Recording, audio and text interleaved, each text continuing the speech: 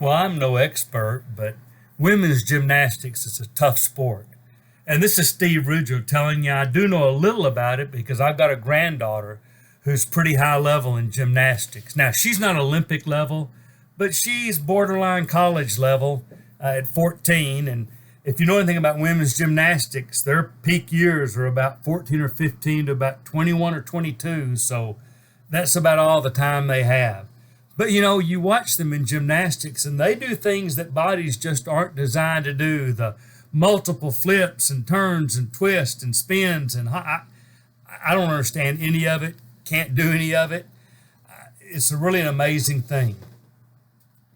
And so the other day, the night before school started for her freshman year in high school, they're working on different kind of things and learning harder skill sets. And they've got a video of my granddaughter doing I don't know, some kind of triple back, I don't know what it is. She comes down and by a freakish accident hits a low spot, a rough spot in the landing pad, and you can just see her knee lock and crumple and over she goes. I don't know much about physiology and I'm certainly no orthopedic doctor, but when I looked at the video, I thought that's a torn ACL. My daughter happens to be a nurse, and she goes to one of the orthopedic doctors, shows him the video, and he said, "Bring her in immediately. You know what this is." He does the exam, checks her out. She's trying to start school on crutches, and one of her big pivotal years in gymnastics is now in danger, and we're preparing her for a year of no competition, and it's just all the things that are hard at that age. They go to send her for the MRI to be sure and confirm the diagnosis. The orthopedic doctor is already talking about the surgery, when we'll have it, what we'll try to do. The hope is that maybe instead of replacing the whole or having to do the whole thing, you can repair it. I don't even know if I understand any of this. But I do know this. They go to the doctor, and he comes in and he says, "Do you want the bad news or the good news?" My granddaughter says, "Well, the bad news." And he said, "It's a horrific bone bruise. The capsule that kind of holds the fluid that lubricates between your joints and your knees burst when you hit. That was the horribly loud pop you heard. And it's going to take a long time to regenerate that, but it will regenerate." And she said, "Well, what's the good news?" And he said, "You're not going to have surgery. There is no ligament damage."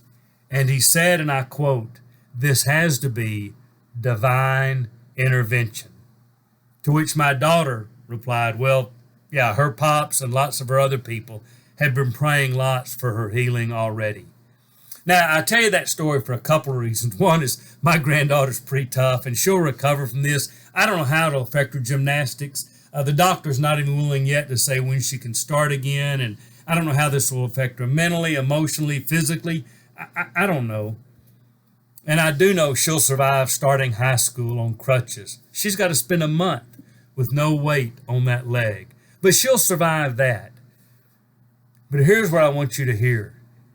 If it had been horrific and she could never do gymnastics again, it'd be okay, because the really important thing in this world is God and Jesus, and she's got that. That'll be okay.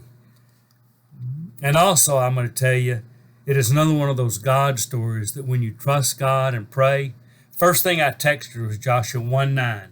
"Do not be afraid, do not be discouraged, for the Lord your God is with you wherever you go." You know, life's hard for all of us with COVID and job loss and relationships and sin and sickness and injuries in athletics. And God sees us through. It's hard to do, but trust Him, pray hard, and sometimes God actually does reach down and intervene. And I'm so thankful we know Him.